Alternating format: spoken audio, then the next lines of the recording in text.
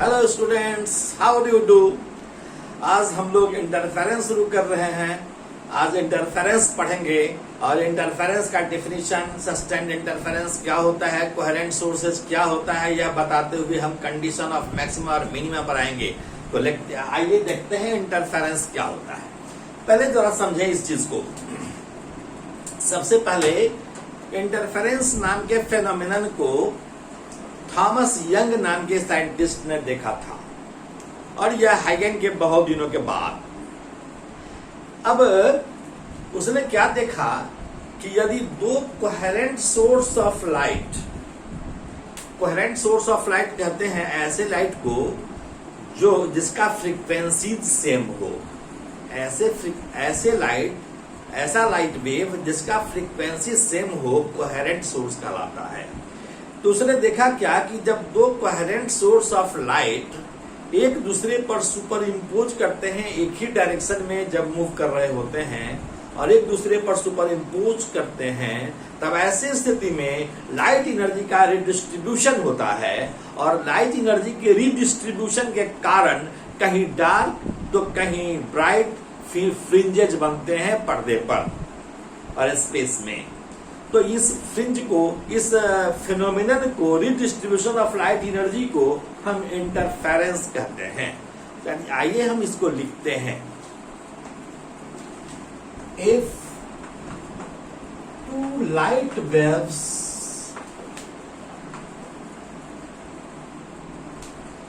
Of same frequency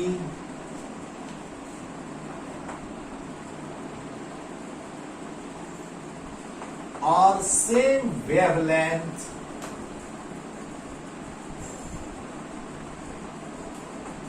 traveling in the same direction, superimposes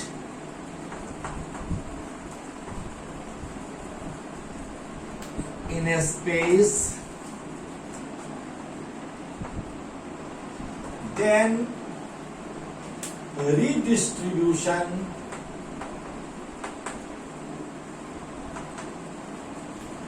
of light energy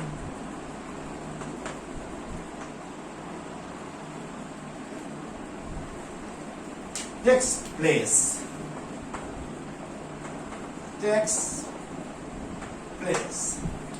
This phenomenon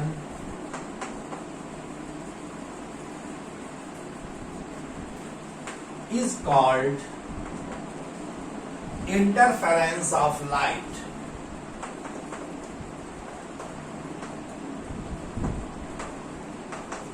Interference of light।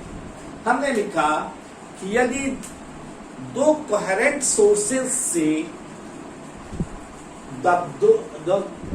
जब दो coherent sources से same frequency के light एक ही direction में travel करते हुए सुपर इम्पोज करते हैं, तो इसके फलस्वरूप इस लाइट वेव का रिडिस्ट्रीब्यूशन होता है, इस लाइट एनर्जी का रिडिस्ट्रीब्यूशन होता है, और इस रिडिस्ट्रीब्यूशन को ही हम इंटरफेरेंस ऑफ लाइट कहते हैं। अब जब रिडिस्ट्रीब्यूशन होगा तो कहीं दो वेव सेम फेज में मिलेंगे और कहीं अपोजिट फेज में मिलेंगे। यदि सेम फेज में मिलेंगे, उसके कारण जो इंटरफेरेंस होगा उसको हम कंस्ट्रक्टिव इंटरफेरेंस कहेंगे। अर्थात कंस्ट्रक्टिव इंटरफेरेंस में ब्राइट फ्रिंज बनेंगे, जबकि जब दो लाइट वेव अपोजिट फेज में सुपर इम्पोज करेंगे तब ऐसे स्थिति में डार्क फ्रिंज बनेंगे, और ऐसे इंटरफेरेंस को डिस्ट्रक्टिव इंटरफेरेंस कहेंगे। इसी चीज को हम लिखते हैं कि if two light waves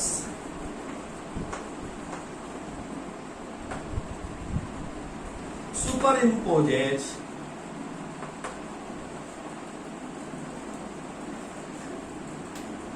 in the same phase,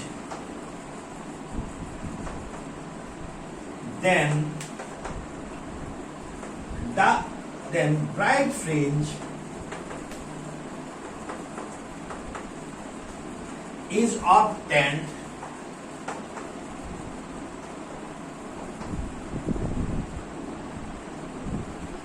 which is called constructive interference. Constructive interference. और यदि दो लाइट वेव सुपर इम्पोज करेंगे अपोजिट फेज में, तब ऐसे स्थिति में उनका लाइट एनर्जी जो होगा, रिडिस्ट्रीब्यूशन जो हो रहा है, उसकी एनर्जी जो होगी घट जाएगी, और इसलिए अपेक्षाकृत हमको डार्क फ्रिंज मिलेगा, और उस फिनोमेनन को हम डिस्ट्रक्टिव इंटरफेरेंस कहेंगे। While if two light waves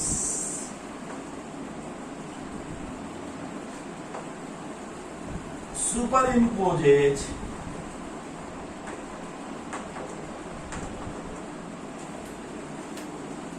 in opposite phase, then dark fringe is obtained,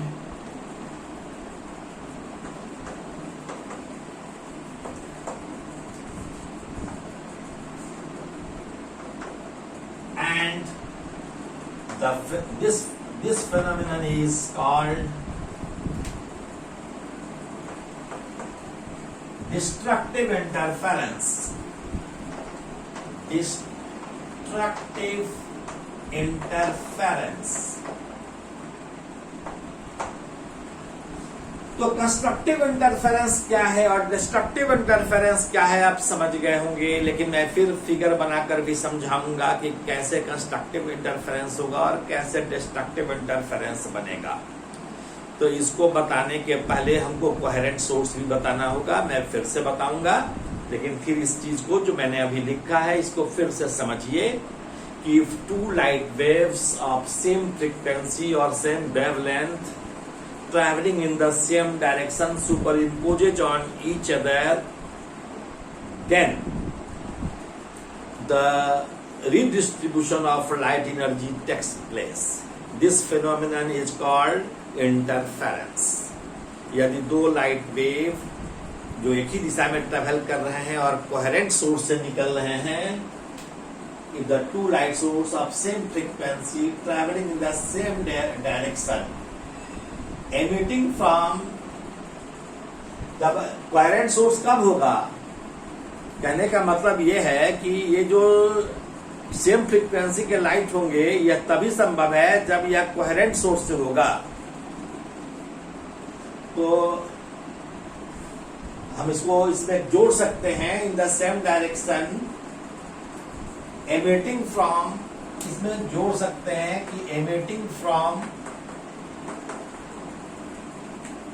to coherent sources, to coherent sources, emitting from two coherent sources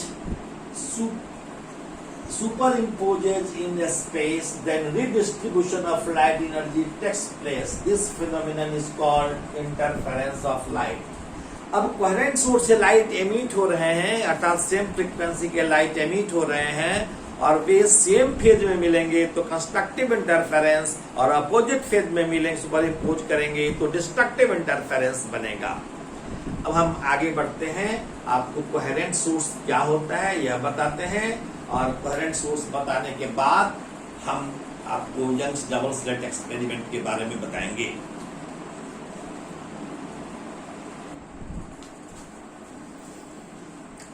hello students, आगे बढ़ते हैं। Coherent sources, ये coherent sources होता क्या है? मैंने कहा कि यदि दो कोहेरेंट सोर्स से लाइट एमिट कर रहे हों तब ही वह दोनों लाइट ऐसे होंगे जिनका फ्रीक्वेंसी सेम होगा।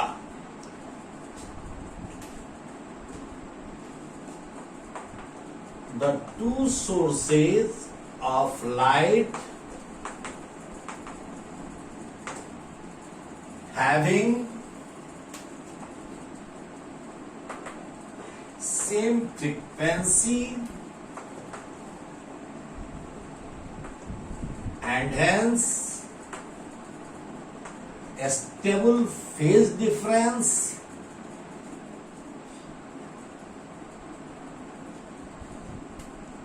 the two sources of light having same frequency and hence a stable phase difference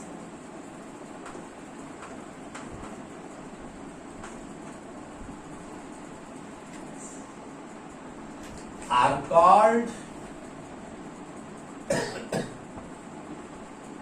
coherent sources.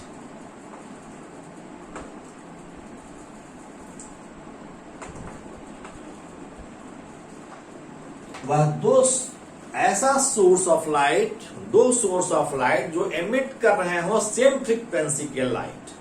तो सेम फ्रीक्वेंसी के लाइट अगर एमिट करेंगे तो उनका फेज डिफरेंस भी कांस्टेंट होगा, अर्थात उनका स्टेबल फेज डिफरेंस होगा। और ऐसे दो सोर्स को हम कोहेरेंट सोर्स कहेंगे। तो इंटरफेरेंस को प्राप्त करने के लिए, स्पेशली सस्टेन्ड इंटरफेरेंस को प्राप्त करने के लिए, परमानेंट इंटरफेरेंस को प्राप्त करने के लिए कोहेरेंट सोर्स का होना बहुत जरूरी है। यदि सोर्सेस कोहेरेंट नहीं होंगे तब सेम फ्रीक्वेंसी का लाइट एमिट नहीं होगा, और सेम फ्रीक्वेंसी का लाइट एमिट नहीं होगा तो उन दोनों के बीच, दोनों लाइट वेव के बीच का स्टेबल फेज डिफरेंस नहीं होगा, और तब हमको इंटरफेरेंस नहीं मिलेगा। तो इंटरफेरेंस मिलने के लिए यह दो कोहेरेंट सोर्सेज का होना जरूरी है। लेकिन ये दो कोहेरेंट सोर्स हुआ कैसे?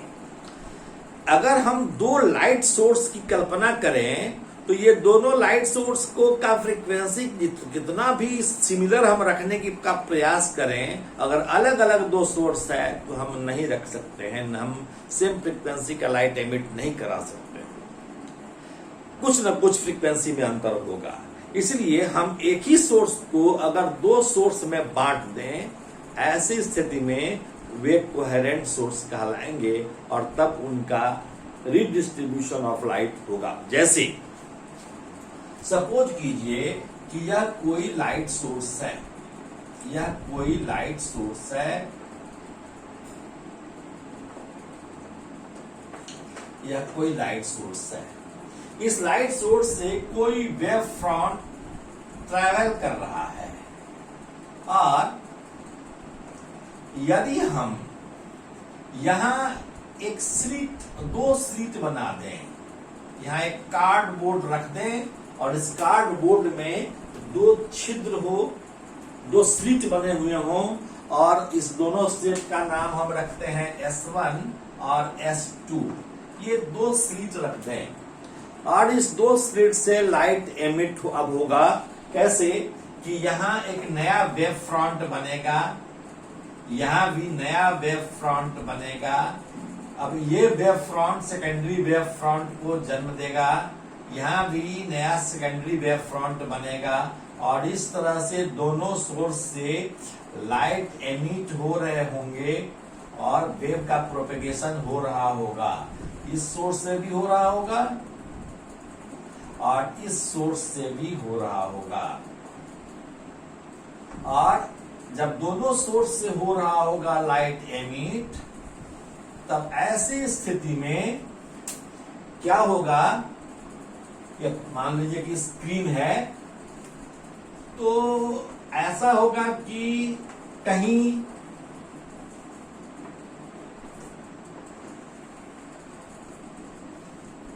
दो वेव जहां जहां सुपर इम्पोज कर रहे हैं, यहाँ सुपर इम्पोज कर रहे हैं, यहाँ कर रहे हैं और यहाँ कर रहे हैं। चूंकि हम फ्री हैंड से कर रहे हैं इसलिए लाइन खींच रहे हैं, वो स्ट्रेट लाइन में नहीं आ रहा है, लेकिन ये स्ट्रेट लाइन में ही आएगा। तो कहीं क्रेस्ट से मिल रहा होगा और कहीं ट्रफ से मिल रहा होगा। अगर हमारे पास दो रंग का पेंसिल होता तो इसको मैं दिखा पाता।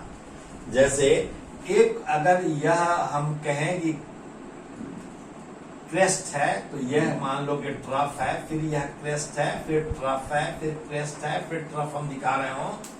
यहाँ क्रेस्ट है, यहाँ ट्रफ है, यहाँ क्रेस्ट है। तो क्रेस्ट से यहाँ मिल रहा हो क्रेस्ट से कहीं और मिल रहा हो तो सबको मिलाइएगा, वहां ब्राइट फ्रिंज बनेगा।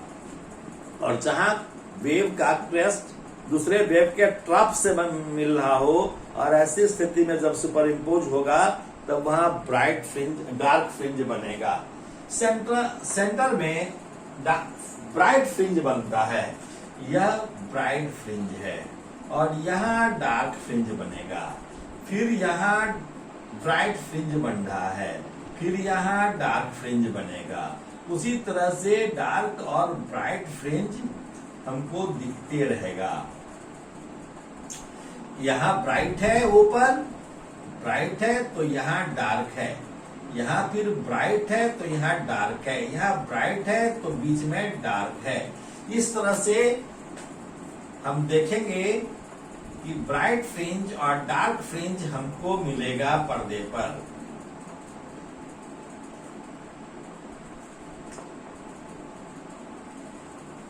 और इसी फिनोमिनन को हम कहते हैं कि इंटरफेरेंस है। यहाँ डार्क बना तो यहाँ ब्राइट बना, यहाँ डार्क बना तो यहाँ ब्राइट। इस तरह से ब्राइट और डार्क फ्रिंजेस का पैटर्न पर्दे पर देखने को मिला। इसी फिनोमिनन को हमने कहा इंटरफेरेंस। तो कोहेरेंट सोर्स हमने कैसे बनाया? एक ही सोर्स को दो सोर्स में हमने कन्वर्ट कर दिया, इसलिए एक ही सोर्स से दो सोर्स कन्वर्ट हुए हैं, इसलिए वह कहलाएगा, ये S1 और S2 कोहेरेंट सोर्सेज कहलाएंगे। और इस फिनोमिनन को हम कहते हैं, ब्राइट और डार्क फ्रिंज बनने के फिनोमिनन को हमने कहा इंटरफेरेंस। एक चीज और कि केवल यही उपाय नहीं है कोहेरेंट सोर्स प्राप्त करने का, हम ऐसे भी प्राप्त कर सकते हैं। सपोज कीजिए कि यह मिरर है और यहाँ हम कोई सोर्स रख रहे हैं, तो इसका इमेज ठीक पीछे हमको बनता हुआ नजर आएगा S डैश, और S और S डैश दो सोर्स हो जाएंगे, और इसके द्वारा जो इंटरफेरेंस पैटर्न बनेगा, इंटरफेरेंस पैटर्न इसके द्वारा भी बनेगा। तो ऐसी स्थिति में यहाँ तो डार्क बनेगा, इस लाइन में डार्क बनेगा, इसके बाद ब्राइट, डार्क, ब्राइट इत्यादि होगा। तो हम मिरर के द्वारा भी एक सोर्स को दो सोर्स में बांट सकते हैं। एक सोर्स ओरिजिनल है S, और S डैश को हमने S डैश, इससे जो इमेज बनेगा वह S डैश है। तो एक ही सोर्स को हम दो सोर्स में कन्वर्ट कर दिए, तो ये दोनों सोर्स कोहेरेंट सोर्सेज कहलाया। और भी उपाय है। हम दूसरा क्या उपाय है कि यदि हम एक लेंस को दो भाग में बांट दें,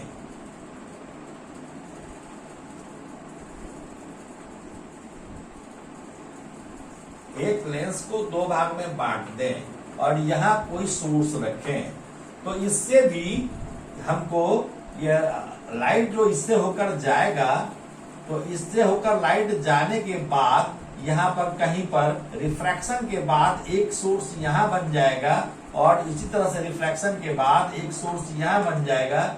S1 और S2 दो सोर्स हो जाएंगे, और ये दो सोर्स ये कोहेरेंट सोर्स कहलाएंगे। दूसरा उपाय यह है कि यदि हम ऐसे लेंस का प्रयोग करें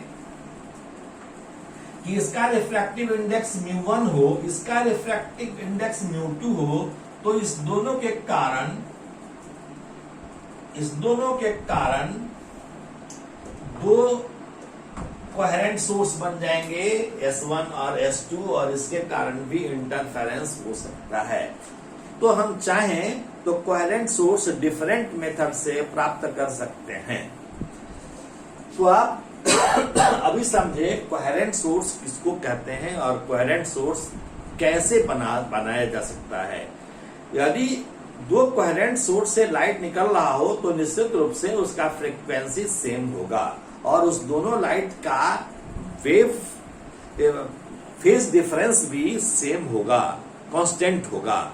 और फेज डिफरेंस कांस्टेंट होने के कारण उसका स्टेबल फेज डिफरेंस हम कह सकते हैं। तो कोहेरेंट सोर्स आप समझ लिए होंगे। आगे हम बताएंगे आपको कि व्हाट आर मैक्सिमा और मिनिमा कैसे प्राप्त कर सकते हैं, conditions for maxima and minima या conditions for constructive interference and destructive interference.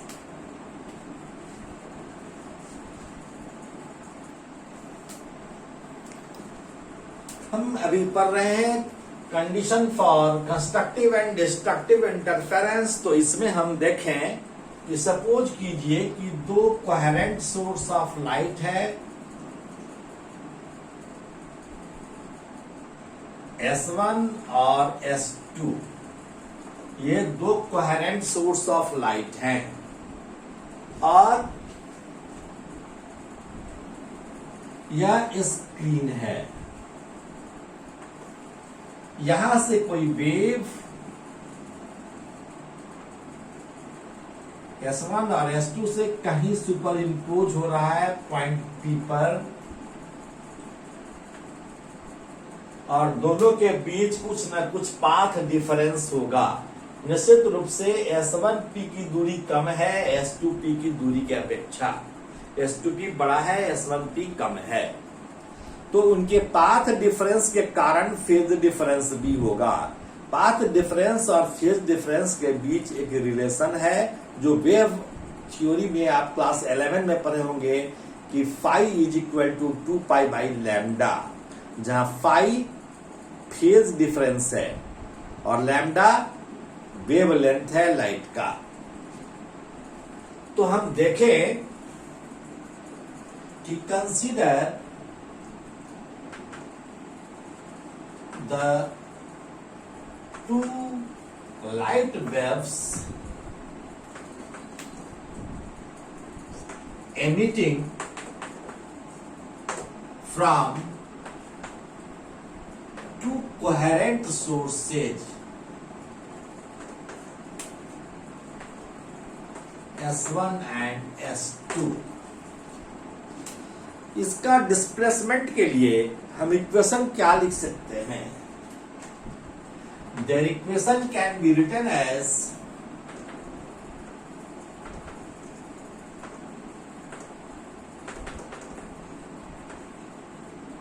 y is equal to y1 is equal to a1 sin omega t और दूसरा y2 is equal to a2 sin omega t plus 5।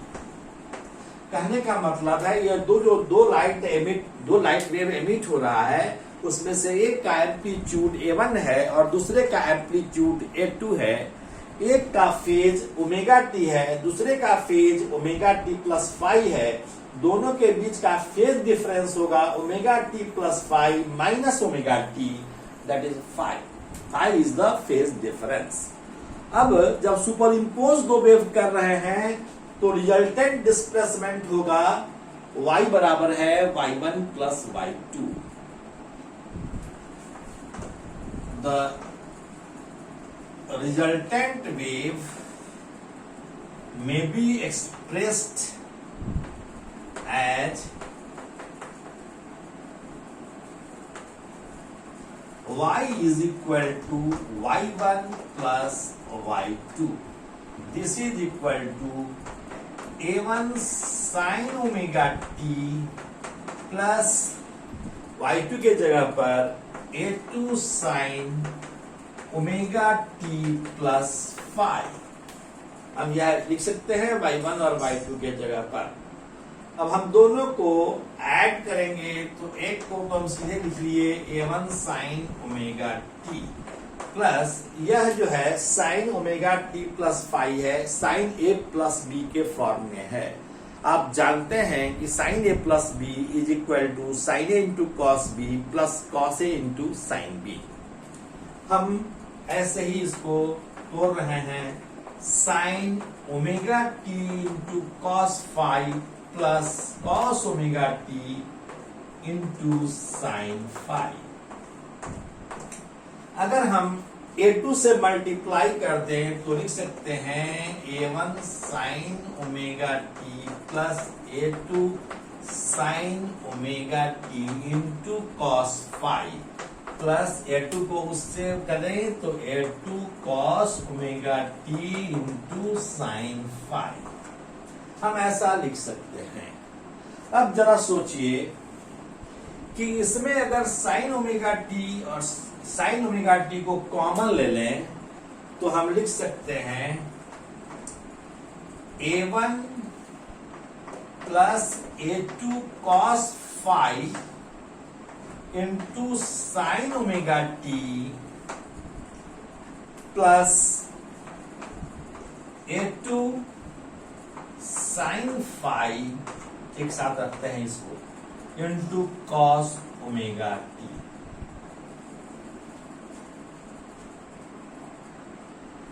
अब हम आगे बढ़ते हैं। यहां तक आपको समझ में आया होगा। यहां हमने साइन ओमेगा टी कॉमन ले लिया, इसमें बच गया A1, इसमें बच गया A2 cos फाई, और यहाँ A2 sin फाई तो है ही, cos ओमेगा टी है।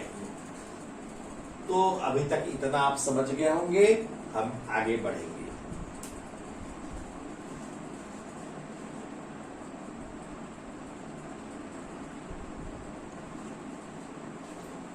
अब देखें A1 plus A2 cos phi sine omega T plus A2 sine phi cos omega T हुआ।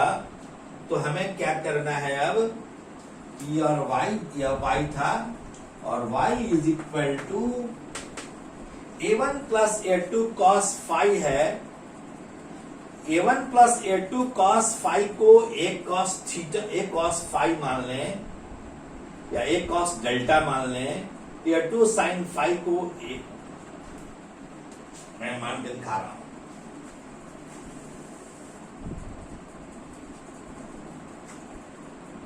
कंसीडर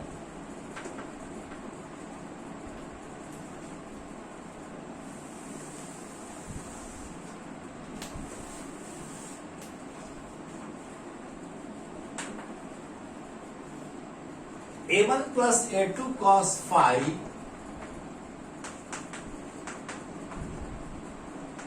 बराबर है A cos theta, and A2 sine phi बराबर है A साइन थीटा। अगर ऐसा होगा, इसको इक्वेशन 1 मान लें और इसको इक्वेशन 2 मान लें। लेकिन A1 plus A2 cos phi बराबर A cos थीटा हमने मान लिया, हम कुछ भी मान लें, ऐसा तो नहीं होगा। और हम इसको A2 साइन फाई को A साइन थीटा मान लिए, तो ऐसा नहीं होगा कि हम कुछ भी मान लें। तो अगर मान लिए हैं तो A का वैल्यू कुछ पर्टिकुलर होना चाहिए, और थीटा का वैल्यू कुछ पर्टिकुलर वैल्यू ऐसा होना चाहिए जो इस कंडीशन को फॉलो, इस कंडीशन को सेटिस्फाई करे।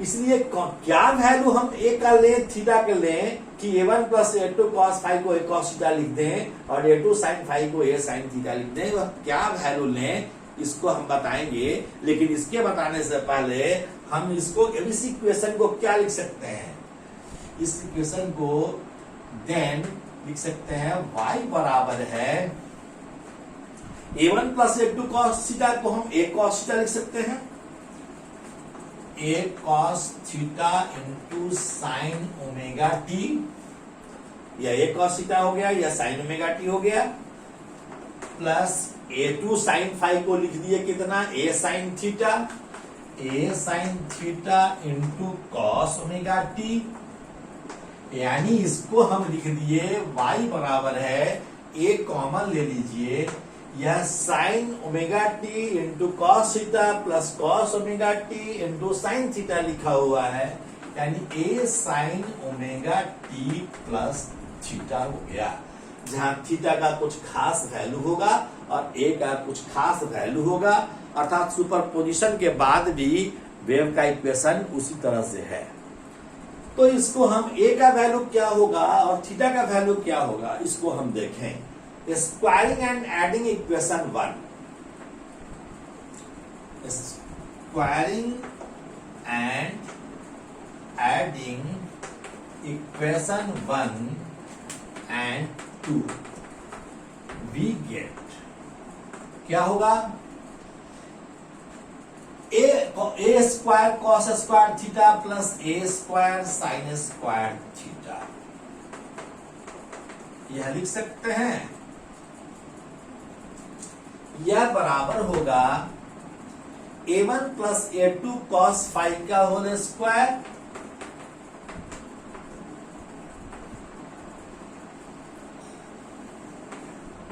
प्लस a2 साइन फाइव का होल स्क्वायर, और ए स्क्वायर या तो ए स्क्वायर हो गया इंटू 1 हो गया या cos square theta plus sine square theta, यह बराबर होगा a प्लस बी का होल स्क्वायर है, तो लिखेंगे a1 square plus a2 square cos square 5 plus 2a1 a2 cos 5, a plus B के होल स्क्वायर के फॉर्म में है, इसको तोड़ा। और a2 साइन 5 का स्क्वायर है, लिखेंगे a2 स्क्वायर साइन स्क्वायर 5। यहाँ देखें a2 स्क्वायर कॉस स्क्वायर 5 और a2 स्क्वायर साइन स्क्वायर 5 में a2 स्क्वायर कॉमन ले लेंगे तो cos square 5 plus sine square 5 को 1 लिख सकते हैं। तो इसको लिखेंगे a1 square plus a2 square cos square 5 plus sine square 5 1 हो गया प्लस 2a1 a2 कॉस 5, इसलिए यह a स्क्वायर का वैल्यू हुआ। जो रिजल्टेंट एम्पलीट्यूड जो हुआ या a1 square plus a2 square plus 2a1 a2 cos 5 हुआ, जहां 5 दोनों वेव के बीच का फेज डिफरेंस है। अब फेज डिफरेंस जब बदलता है तो फेज डिफरेंस बदलने से एम्पलीट्यूड बदलता है और एम्पलीट्यूड के बदलने से इंटेंसिटी बदलता है। तो हम देखें कि सिंस intensity of light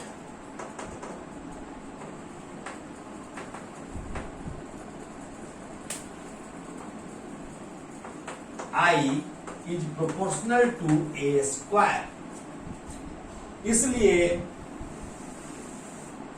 हम लिख सकते हैं कि I बराबर के ए स्क्वायर, तो k इसमें होगा, अगर इसको भी I1 लिखेंगे I1 तो यह k I1 होगा, तो उस तरह से k सब में कॉमन हो जाएगा और k कैंसिल हो जाएगा, इसलिए हम लिख सकते हैं सीधे, इसलिए I बराबर हम लिख सकते हैं I1 प्लस I2 प्लस 2, यहाँ स्क्वायर था तो I1 था और यहाँ स्क्वायर नहीं है तो रूट I1 हो जाएगा, 2 root I1 into root I2 into cos 5, ठीक है। Where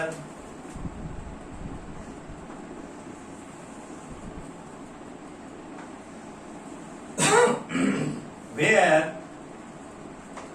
I1 and I2 are the intensity of light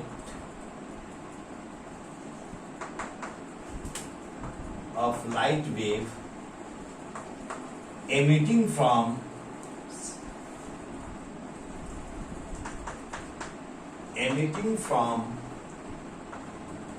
coherent sources. अब हम मैक्सिमा और मिनिमा के लिए कंडीशन निकाल सकते हैं। मैक्सिमा के लिए क्या कंडीशन होगा कि cos फाई का वैल्यू मैक्सिमम होना चाहिए और मैक्सिमम क्या होता है 1, तो मैक्सिमम वैल्यू क्या होगा I equal to I1 plus I2 plus 2 root I1 into root I2, यानी root I1 plus root I2 का होल स्क्वायर, और फाई का वैल्यू उसके लिए क्या होगा 2n पाई, और 2n पाई जब होगा जहां n क्या होगा 0 1 2 3 4 इत्यादि। तो इस चीज को वीडियो लंबा हो गया है, इसलिए इस चीज को हम यहीं पर समाप्त करते हैं और इसका अगला पार्ट हम नेक्स्ट वीडियो में, कल के वीडियो में मैं जारी करूंगा। Thank you very much. अगले वीडियो में हम इसका शेष पार्ट, यह कंप्लीट नहीं हुआ है, इसका शेष पार्ट अगले वीडियो में दिखाया जाएगा, जिसमें हम मैक्सिमम और मिनिमम के लिए कंडीशन निकालेंगे कि फाई का वैल्यू क्या होना चाहिए और पाथ डिफरेंस के रूप में डेल्टा एक्स का वैल्यू क्या होना चाहिए।